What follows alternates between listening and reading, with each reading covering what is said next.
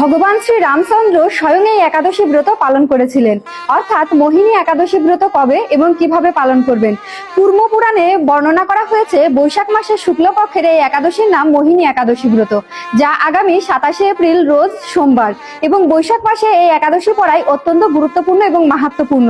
বলা হয়েছে সমস্ত পাপ ক্ষয় হয় এবং আপনার জীবনে যারা দুঃখ কষ্টে জর্জরিত, অর্থাৎ জীবনে কোনো না কোনো দুঃখ আপনার পিছনে লেগেই থাকে, সেই সমস্ত দুঃখ থেকে আপনাকে মুক্ত করবে এই একাদশী ব্রত।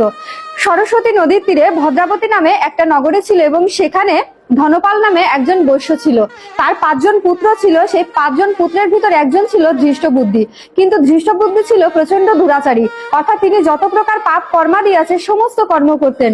তো একদিন যখন ধনপাল রাস্তা দিয়ে যাচ্ছিলেন, তখন তার সন্তানের এই দুরবস্থা দেখে তিনি অত্যন্ত ব্যথিত হয়ে তার সন্তানকে গৃহ থেকে তাড়িয়ে দেন এবং পরবর্তীতে তার সন্তান গৃহ ত্যাগ করে নগরের বিভিন্ন প্রান্তে চুরি করতে শুরু করে।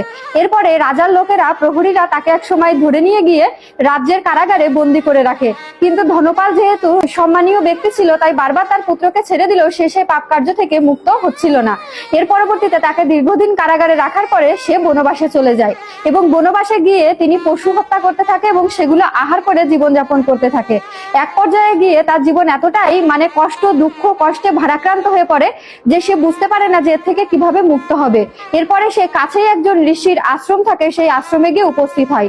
যেহেতু বৈশাখ মাস থাকে, তাই ঋষি খুব ভোরে স্নান করে যখন ফিরে আসছিলেন, কাপড়ের থেকে এক ফোঁটা জল ধৃষ্টবুদ্ধির গায়ের উপরে পড়ে এবং সেই এক ফোঁটা জল পড়াতে ধৃষ্টবুদ্ধি তখন তার সেই পাপ থেকে মুক্ত হয় আর তার ভিতরে ভক্তি জাগ্রত হয়। এবং তখন তিনি ঋষিকে জিজ্ঞাসা করেন যে কিভাবে তিনি এই পাপ থেকে মুক্ত হবেন, এই জীবন থেকে মুক্ত হবেন।